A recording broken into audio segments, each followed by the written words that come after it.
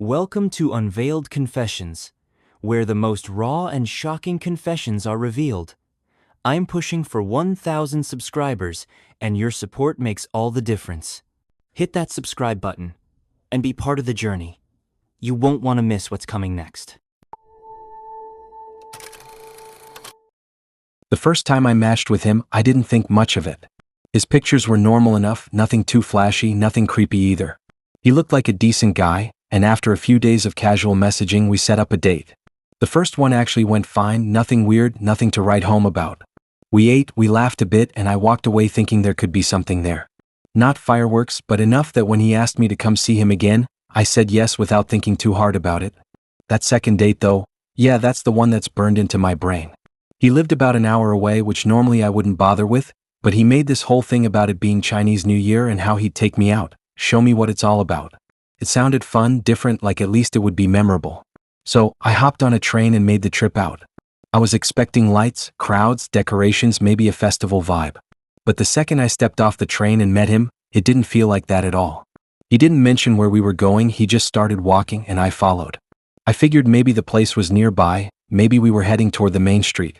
Instead, we cut through some side roads and ended up in front of his house. I remember pausing because it felt strange. Why were we going inside his place if this was supposed to be a night out? He didn't explain much, just led me in. His dad was there, sitting in the living room, and the introduction was awkward. No festival, no streets filled with lanterns, just me being walked straight into this random guy's home. Before I could really process it, we were in his room. The door shut behind us and suddenly the whole Chinese New Year thing was just gone. He threw something on Netflix and sat on the edge of his bed while I sat stiff in a chair, across the room, feeling like I'd been tricked into something. The hours dragged on, the TV screen just flickering in the dark, and I kept wondering why I'd traveled all that way just to sit in some guy's room. The house had this weird quiet to it. No sounds from outside, barely anything from inside either. I couldn't stop glancing around, noticing the details, the curtains drawn tight, a desk stacked with random papers, a faint smell of food that had long gone cold. He wasn't saying much and I wasn't either. The silence wasn't comfortable. It was heavy, like the walls themselves were pressing in. At some point, I pushed the idea of actually going out. After a bit of back and forth, he finally agreed. We ended up at this small restaurant, and for a moment I relaxed, thinking maybe the night would turn out all right. But once dinner was done, everything shifted again. It was pitch dark by the time we left. The streets were quiet, no festival, no lights, no energy, just empty sidewalks and dim lamps casting weak orange pools on the pavement. I told him I needed to catch my train, that it was getting late. He nodded, but instead of leading me back to the station, we drifted through streets that looked less and less familiar until we were back in his neighborhood. Then we stopped in front of his house again. This time the place was completely dark. No lights. Just a silent house sitting under a sky that felt way too empty. I can still see the outline of that house burned into my mind, the way the front door seemed swallowed by the shadows, the way the windows looked like blank eyes staring straight out. I froze. Every part of me screamed that I shouldn't go in. I stood there, my stomach twisting while he gestured toward the door. It felt like a trap, like if I stepped inside, something irreversible was going to happen. I can't even explain it properly. It wasn't logical, it was instinct. That kind of instinct that makes your legs lock up and your chest tighten like you can't breathe. I kept saying I wanted to go home, that I needed the train. He stood there, calm, telling me it was fine, that we could just hang out a little longer. But I couldn't shake the image of being shut inside that house. In that dark room, the door closing behind me again. The thought of it made me feel sick. Finally, after what felt like forever, he gave in. We turned around and headed back to the station. I didn't even look at him much on the way there. I just focused on the street lights, on the sound of my own footsteps, on the relief that built with every step away from that house. When I finally got on the train, I remember pressing my forehead to the cold glass window and just staring out into the blur of the night, trying to steady myself. My heart was still racing like I'd just escaped something, even though technically nothing happened. But that's the thing, it was the feeling that got me. The feeling that if I'd walked into that house one more time, something would have. To this day, whenever someone mentions Chinese New Year, my mind doesn't go to fireworks or lanterns or parades. It goes straight back to that silent street, that shadowed house, and the way my whole body screamed at me not to go inside. That's the part that stuck with me. Not what did happen, but what almost did. When I think back on it, I still can't believe how close I came to real danger without even realizing it. Out of all my stories, this one is the one that actually terrifies me because I didn't see it coming at all. I met this guy named Chase. On the surface, he seemed like the kind of person you tell your friends about because you feel lucky. He had that clean-cut look, almost like someone carefully crafted him. His pictures weren't over the top, but in person he was even better. Tall, good-looking, kind of effortlessly charming. He made me laugh, he actually listened when I talked, and he had this whole smart, put-together vibe. The first date was smooth. We grabbed food, talked for hours, and I remember thinking how easy it was. There was only one thing that stood out, but at the time I brushed it off. He kept excusing himself to the bathroom. Not once or twice, but a ridiculous number of times. I figured maybe it was nerves, maybe a stomach thing, who knows. I wasn't going to make it into something it wasn't. Then came the second date. Same story. The chemistry was good, the night was good, but he kept slipping away to the bathroom. I teased him lightly about it, but again, I didn't think it was that serious. Everyone's got their quirks, right? By the third date, I was comfortable enough to invite him over. That's when things shifted in a way I'll never forget. The first part of the evening went fine.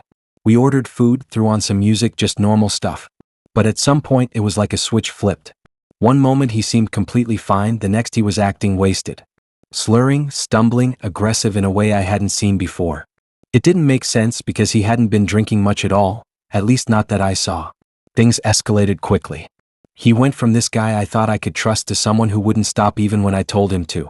He was bigger than me, stronger than me, and in that moment I felt cornered. No matter how many times I said no, he kept pushing. It was terrifying because I realized I couldn't physically stop him. I had to play it smart if I wanted to get out of it without things getting worse. So I came up with a plan on the spot. I acted like I was going along with it, like I wanted to make things more intimate, and I lured him into bed. He was so far gone that the second he hit the mattress, he started fading.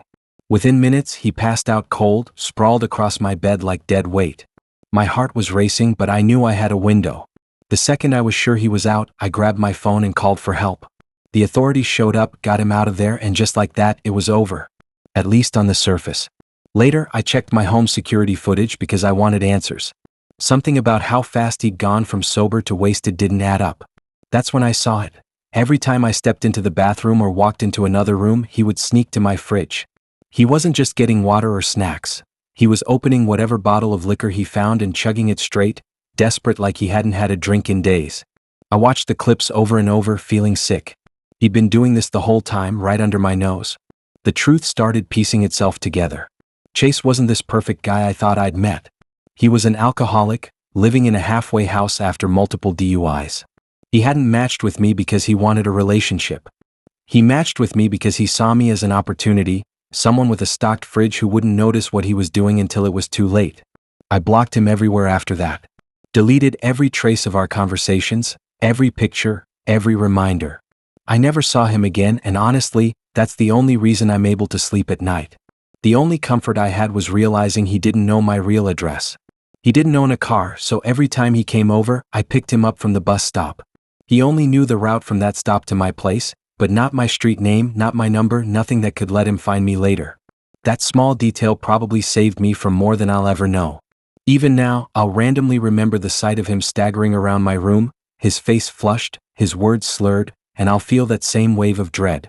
It wasn't just the fear of what happened, it was the realization of how much worse it could have gone. It still creeps me out knowing that the version of him I thought I knew never really existed. The charming guy, the one who made me laugh, the one I thought was too good to be true. That wasn't him. That was just a mask covering up someone broken, reckless, and dangerous.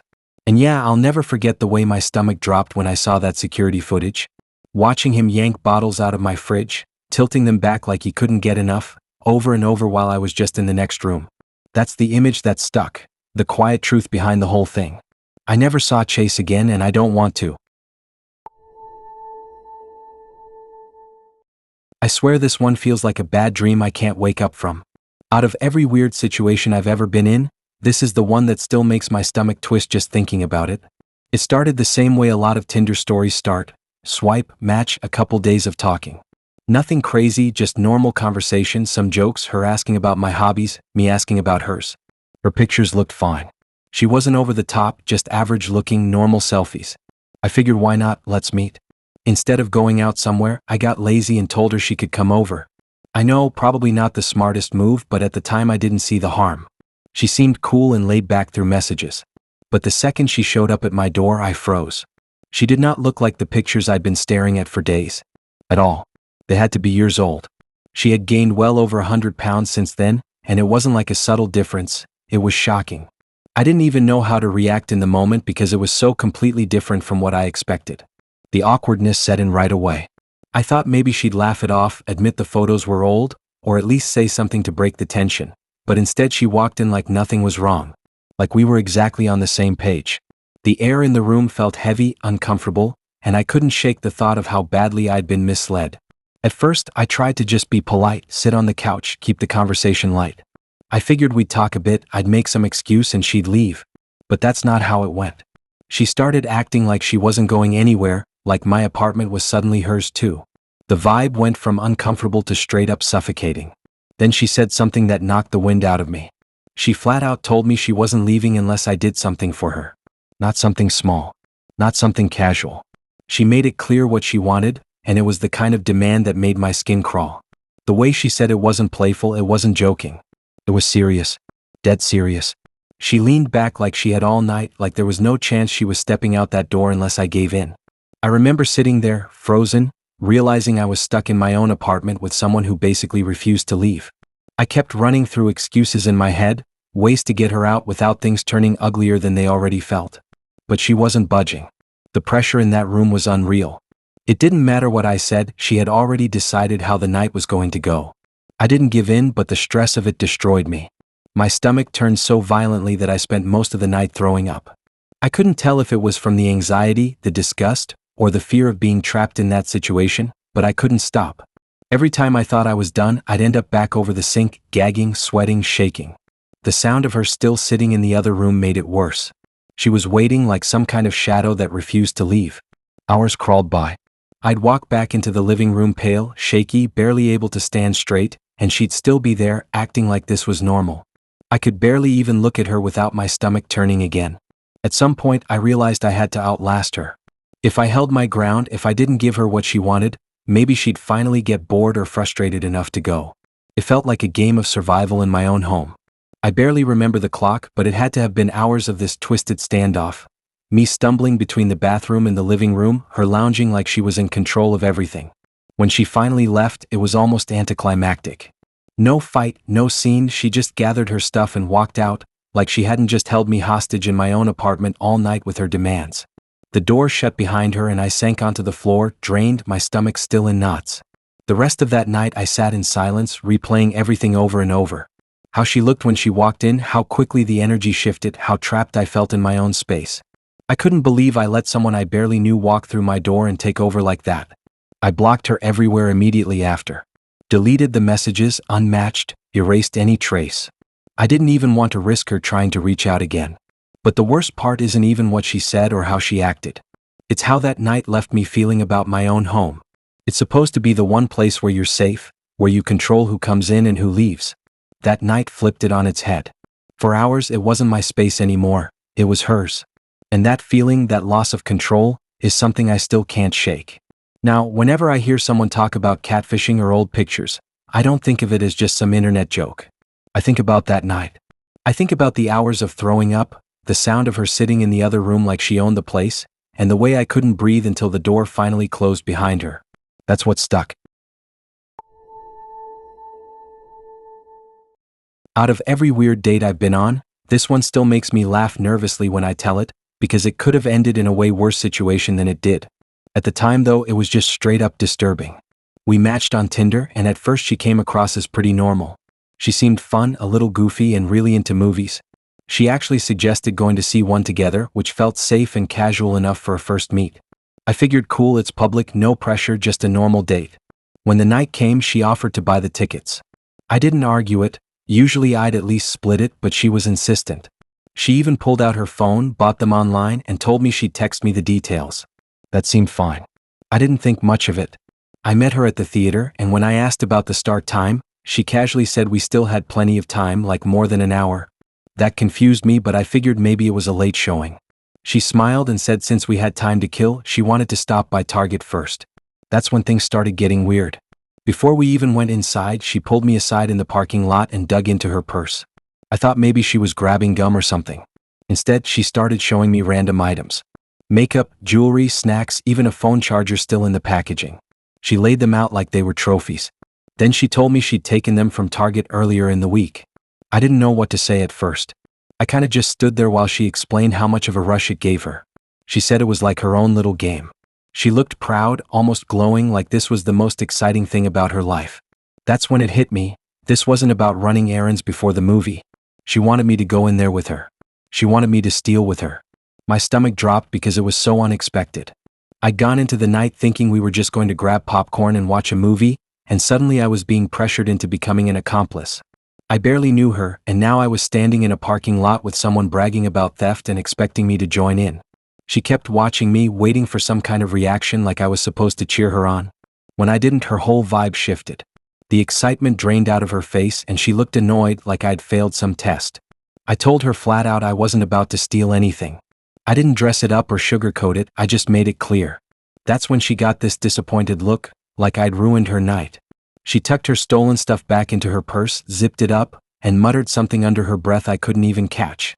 The rest of the walk into the store was painfully awkward. She kept a step ahead of me, silent, glancing over her shoulder every once in a while like she was trying to figure me out. I felt tense because I honestly didn't know what she might do next. Was she going to try to slip something into my jacket? Was she going to cause a scene? My mind was spinning with worst-case scenarios. Inside Target, it was worse. She strolled around like she owned the place, scanning shelves, picking things up, putting them back, all while side-eyeing me to see if I'd change my mind. Every aisle felt like it stretched on forever. I just wanted to get out of there, but I also didn't want to ditch her in the middle of the store and look like a complete idiot. I noticed the way she lingered near certain racks, sliding items into her hand, and then back out again like she was warming up. It was like she wanted me to watch her do it, to get pulled into the thrill. The whole time my heart was pounding, not because I wanted to steal, but because I didn't trust what she might drag me into. Eventually I pretended I needed the bathroom just to get some space. I locked myself in a stall and stared at the floor, trying to figure out how to end the night without it blowing up. I couldn't believe this was the same girl I'd been joking with online. The person standing outside in that store was a stranger, someone reckless, someone who wanted to drag me down with her. When I came back out, she had a small item tucked in her sleeve. I caught it right away and she caught me noticing. The look she gave me was sharp, cold. She didn't even try to hide it. She just slipped it back on the shelf and shrugged like she didn't care anymore. The silence between us on the way out was unbearable. She didn't say a word as we walked back to the car. She didn't even look at me. It was like she'd already decided I wasn't what she wanted, all because I refused to play along with her little crime spree. We ended up back at the theater, but by then I didn't even want to go inside. I made some excuse about needing to get home early and left. She didn't fight me on it. She just turned and walked off without a goodbye, clutching her purse like it was more important than the entire night. Later, I realized what really unsettled me wasn't just the stealing itself. It was the way she planned it. She bought the ticket so she could control the timing. She lied about when the movie started just to create an opening. She manipulated the entire night to lead up to Target, like it had been her goal from the start. I blocked her as soon as I got home. I never wanted to risk her reaching out again or worse, pulling me into something way bigger than shoplifting. Now whenever I pass a Target, I think about that night. About the way she laid out her stolen things in the parking lot like it was a prize display. About the look on her face when I refused to join her. About the heavy silence as we walked out of that store, both of us knowing the date was already dead. That's how it ended. Just me walking away, wondering how the hell I got roped into that in the first place.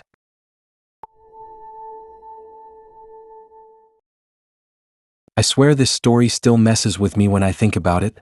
Out of all the dates I've been on, all the people I've met through Tinder, this is the one that really had me sitting there thinking, no way, this can't be happening. It wasn't scary in the usual sense, not like being followed home or getting catfished, but it was disturbing in a whole different way. A few years ago, I dated this girl. Things were fine for the most part except for one big problem, her dad. The guy hated me from day one. It was weird because I usually get along with parents pretty well, even if it's fake smiles and forced politeness. But this man, he didn't bother hiding it. He was cold, he was blunt, and he always made me feel like I was unwelcome. And I wasn't the type to just sit back and nod politely when someone was being a prick, so I'd call him out sometimes. The tension built quick. Every visit felt like I was walking into a battle. Eventually, that relationship fizzled out. She and I broke up, her parents divorced, and I honestly thought I'd never see that guy again. Fast forward about a year. I match with this new girl on Tinder. She's funny, sweet, actually easy to talk to. We go on a few dates and it clicks better than I expected. Months go by and it starts to feel serious. She brings up the whole meet my family thing, which usually is a big step, but I felt ready. I liked her and I wanted to show her I was all in. She tells me about her mom, her little sister, and her stepdad. She mentions how her stepdad is hyped to meet me because apparently we're both Kansas City Chiefs fans. I'm thinking, cool, football's always an easy icebreaker. No awkward silence when you can talk about plays and games, right? So I agree. I wasn't nervous. I figured, how bad could it be? We drive up to her mom's house. It's a nice suburban place, quiet street, trimmed lawn. She's smiling, excited, going on about how much her family's going to like me. I walk in with her, shake hands with her mom, say hi to her sister, and then I hear footsteps coming from the kitchen. When I looked up, my stomach dropped. Standing there, smiling like nothing was wrong, was him. The same father of my ex. The guy who spent months making me feel like garbage. The guy who I'd sworn I'd never have to see again.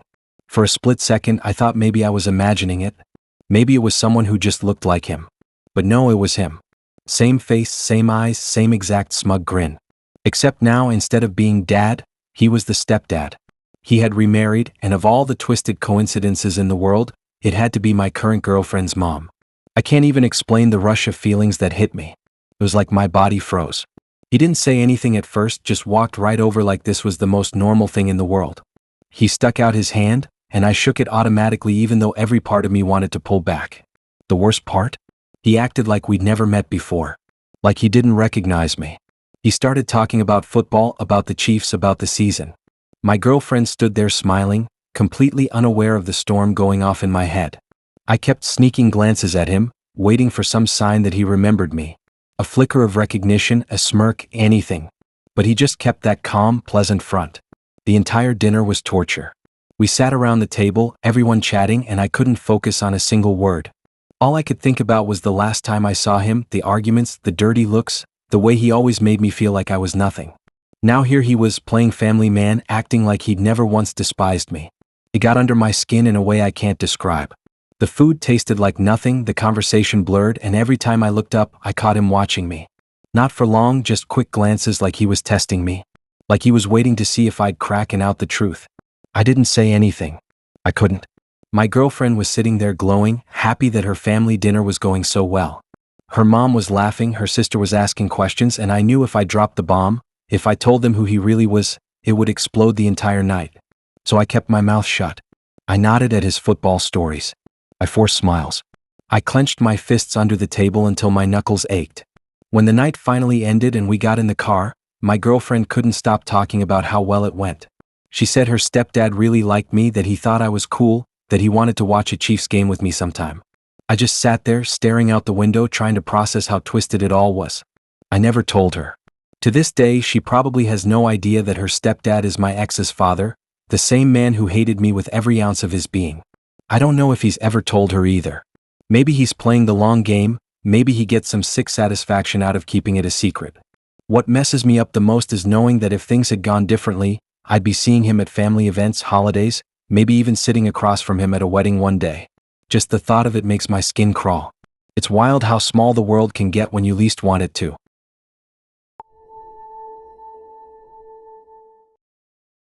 This one isn't even about me but about my buddy, and it's so ridiculous and disturbing that it feels like a story you'd hear on some late-night crime show.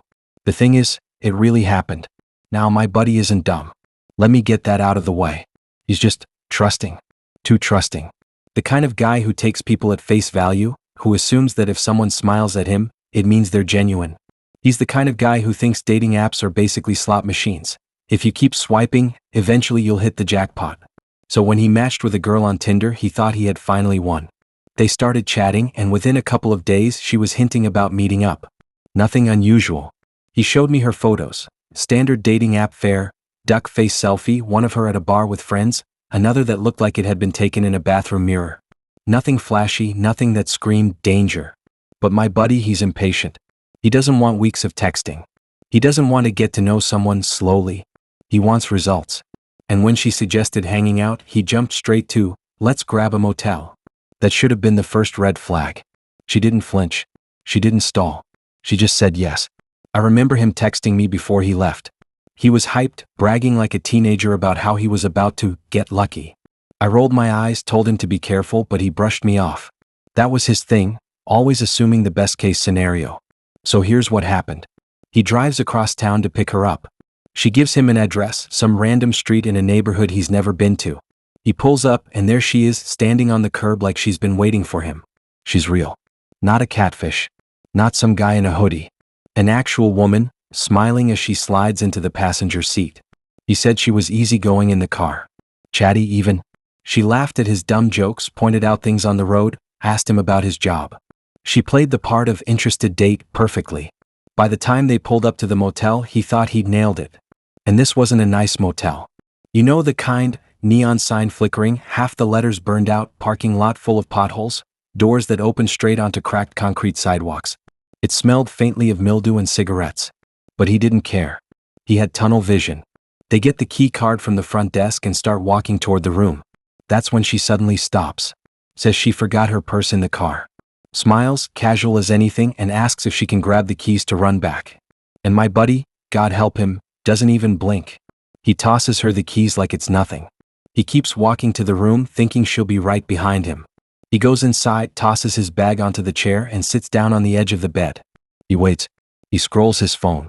A few minutes pass and he wonders what's taking her so long. After 5 minutes, he steps outside. The parking lot is quiet. A couple of other cars are scattered around, one engine idling somewhere, but otherwise it's dead. He looks around for her, expecting to see her walking back, purse in hand. But she's not there. He glances over to where he parked. The space is empty. No car. No girl. Nothing. At first, he thinks he's mistaken. Maybe he parked on the other side. Maybe he just forgot.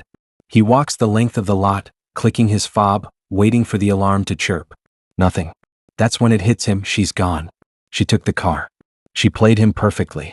Matched with him, reeled him in, had him drive her exactly where she wanted to be, then pulled the oldest trick in the book. Pretend you forgot something, ask for the keys, and disappear. He told me later that the panic hit him like a punch in the chest. His car wasn't just transportation. It was his job he delivered for a living. It was his independence, his freedom, the one valuable thing he owned outright. And in one casual moment, he handed it over like it was nothing. The motel manager eventually came out, probably because he saw my buddy pacing the lot like a maniac. My buddy tried to explain, but what do you even say? Some girl I barely know just drove off with my car. It sounded like the setup to a bad joke. The cops came later. They took his statement, asked questions, but you could tell by their tone they'd heard this story before. A guy meets a girl online, lets his guard down, and gets burned. They promised to file a report, but he could see in their faces the truth. That car was gone. The worst part was the realization that she'd planned it. This wasn't some spur-of-the-moment decision. She had executed it with precision. From the casual charm to the perfectly timed excuse, she knew exactly what she was doing. She probably had done it before. My buddy was stranded, standing in the middle of that cracked parking lot with nothing but the useless plastic key card to a motel room he couldn't even use. He had to call for a ride home, humiliated, carless, and suddenly very aware of just how stupidly easy it was for someone to take advantage of him. It didn't end there. The car was never recovered. Probably stripped for parts within hours. Insurance didn't cover it the way he thought. It was a mess of fine print that left him screwed. He ended up still owing on something that no longer existed. For months, he had to bum rides, borrow cars, scrape together money for rideshares just to get to work. It threw his entire life off balance. And the thing that aided him the most wasn't even the loss of the car. It was how completely he was fooled. He told me later that during the drive, she seemed normal. Friendly even. She laughed at his jokes, asked about his favorite movies, tapped along to the music on his stereo like they were already comfortable. Not once did he suspect a thing. It's not the kind of story where someone ends up hurt physically, but it's disturbing in a different way. The thought that someone can look you in the eye, smile at you, and in the same breath be planning to strip you of the one thing you depend on most. Every time he tells the story, his voice tightens at the same part. When he walked back outside, looked at that empty parking space, and realized he'd been played like a fool. That's the image that stuck. Not her smile, not the car driving away, but the nothingness she left behind. Just a patch of asphalt under a broken streetlight where his life used to be. Out of all the messed up Tinder stories I've heard, the one I lived through still takes the cake. I wasn't scared in the usual way, like being followed or trapped in a sketchy situation. It wasn't a true crime kind of fear. It was worse in a way. It was the kind of slow, creeping violation that doesn't hit you all at once. The kind that makes you doubt your own judgment long after it's over. It started out normal. Almost too normal. I matched with this girl and she stood out immediately. She wasn't just posting the typical mirror selfies, dog photos, or group shots at a bar. She was quirky, artsy. Her profile was full of abstract photos, weird collages, random shots of half-finished projects. She mentioned photography, DIY crafts, selling stuff online. She seemed creative, harmless, maybe a little eccentric, but in a good way. We hit it off fast. Our first date was coffee at this hole-in-the-wall cafe. She carried a vintage camera around her neck like it was part of her outfit. She snapped a picture of her drink before even taking a sip, and she laughed when I made a joke about it. She was eccentric, yes, but interesting. We met up again a few days later to wander through some thrift stores. She had this restless energy, always scanning, always picking things up like she saw potential in every scrap of fabric or broken trinket. She talked about her projects, constantly, collages, mixed media pieces, stuff she wanted to sell online. I admired her creativity. Most people I met on dating apps had the personality of a soggy napkin. She wasn't like that. But there was always this undercurrent, something I couldn't quite put my finger on. She had a way of talking like she was leading me toward something without saying what it was. Like she was planting seeds. And then one night, she dropped the weirdest request I've ever heard. We were at her place, sitting around after dinner, and she asked me, dead serious, if she could borrow some of my used underwear for a project. I laughed at first. I thought she was joking, maybe trying to make me blush. But she didn't crack a smile. She just repeated it as casual as if she'd asked for a pen. I asked her what kind of project. She shrugged and gave me some vague explanation about using fabrics and collages, how personal items carried a certain energy. Artsy nonsense, basically. I thought maybe she was just a little eccentric, pushing boundaries for her art. Against my better judgment, I humored her. I figured, fine, if she wants a couple old pairs for some weird fabric thing, whatever. It felt strange, sure, but she seemed harmless. Weeks went by and I forgot about it.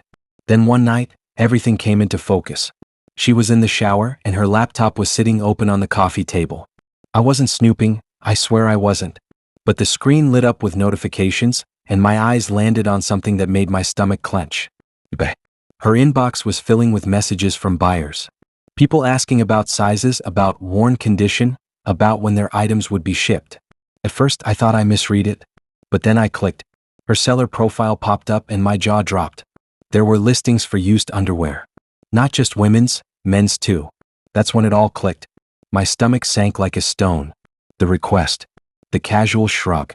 The vague talk about projects. She wasn't making art. She was running an online shop.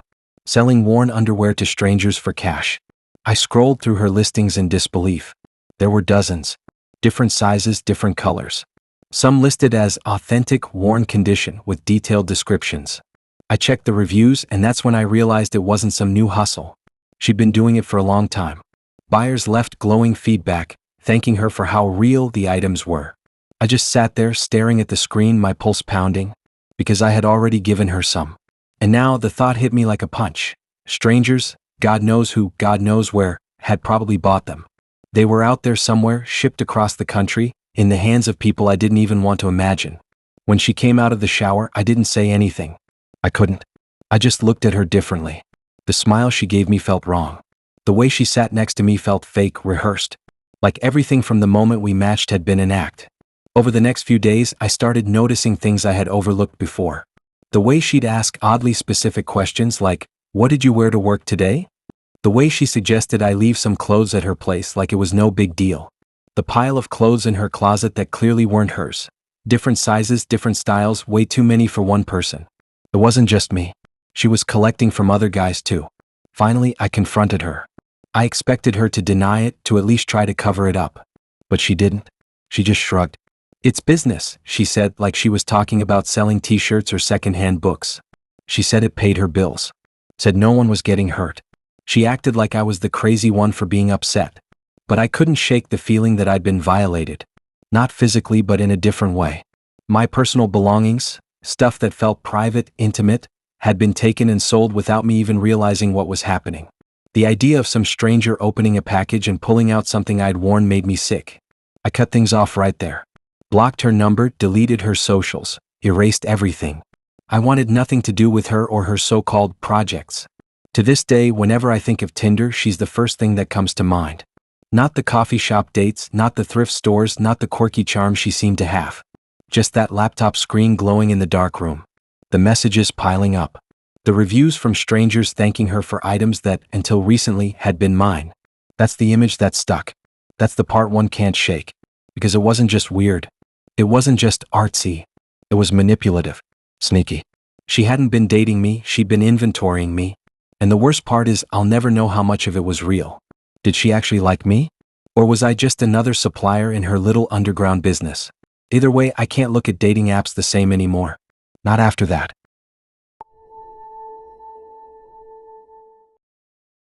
I swear Tinder has given me some of the weirdest stories of my life, but this one still leaves a pit in my stomach whenever I think about it.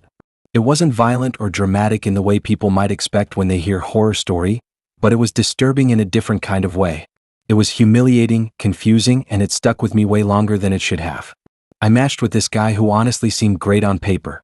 He was funny in messages, quick with jokes, and had that kind of easy confidence that makes you think you'll have a good time. He wasn't pushy, he wasn't creepy, he just seemed like someone who wanted to grab dinner and get to know me. So when he suggested we meet at this restaurant downtown, I agreed. It felt safe enough. Public place, casual atmosphere. The night started off fine. He showed up looking decent, not like the kind of guy who rolled out of bed and threw on whatever.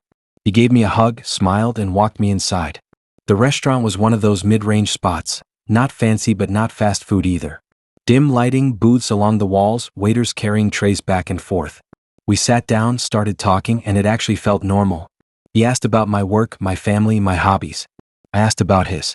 The conversation flowed easily. I remember thinking to myself that maybe, just maybe, this was going to be one of the rare good ones. Food came and we dug in. He kept the conversation going, telling stories, laughing at mine, making me feel like we were clicking. He didn't pull out his phone, he didn't seem distracted. For the first half of the meal, I couldn't find a single red flag. Then about halfway through, he excused himself to the bathroom. I didn't think anything of it. People get up, that's normal. I kept eating, scrolling through my phone a little while I waited. 5 minutes passed. Then 10. The waiter came by to check on drinks and I waved him off, figuring my date would be back any second. I remember staring at the door to the bathrooms, waiting to see him walk out. But he never did. Another 10 minutes ticked by and my stomach started sinking. I texted him a quick, "Hey, you good?" No response. That's when the waiter came back with the bill. He placed it on the table between the two empty plates and I just stared at it. I opened it up and there it was, a number way bigger than I'd planned to spend that night. Not insane, but enough that it hit me instantly that I'd been left with the entire thing. I sat there in silence, realizing what had happened. He hadn't gone to the bathroom. He hadn't gotten lost. He'd gotten up, walked out of the restaurant, and left me sitting there alone with the bill. The wave of embarrassment that hit me was brutal. People around me were eating, talking, laughing, and I was sitting there with an untouched bill and no date. I could feel eyes on me even if no one was actually looking. I paid it off, my hands shaking, and left as quickly as I could. When I got outside, I checked my phone again. No text back. I went to his profile on Tinder. Gone. Unmatched. I checked Instagram. Gone. Everywhere we'd talked, he'd already blocked me. It was like he'd planned it from the start, like the entire night was just a setup to get free food. Walking back to my car that night, I felt sick. Not just because of the money or the humiliation, but because of how normal he'd seemed. He looked me in the eye, laughed at my jokes, asked about my family, all while knowing he was going to leave me stranded. The more I thought about it, the more disturbing it became. He wasn't just a bad date, he was calculated. He'd probably done it before. Pick a restaurant, put on the charm, eat half a meal, then vanish before the check comes. It was a scam and I fell for it. I kept replaying the night in my head, trying to figure out if I missed any warning signs. The truth is there weren't any. He played the part perfectly until the second he stood up. And then he was gone. I didn't tell many people at first because it was embarrassing. Nobody wants to admit they got ditched like that. But when I finally opened up to a couple friends, one of them said she'd heard of the same thing happening to someone else. A guy who made a habit out of using Tinder as his personal meal ticket. That's when it really sank in. I wasn't just unlucky. I was a target. He knew exactly what he was doing. To this day, I can picture that restaurant, the booth we sat in, the way the bill looked sitting there between us. I can picture the empty seat across from me, his half-eaten plate, the glass of water still sweating on the table. It's burned into my memory like a scar. I never heard from him again. Not a text, not an apology, nothing. He was gone the second he walked out that door, and all I was left with was the bill, the humiliation, and the reminder that not everyone on Tinder is there to actually date. That's how it ended. Just me standing alone in the parking lot, staring at my phone, realizing I'd been ghosted in the worst way possible.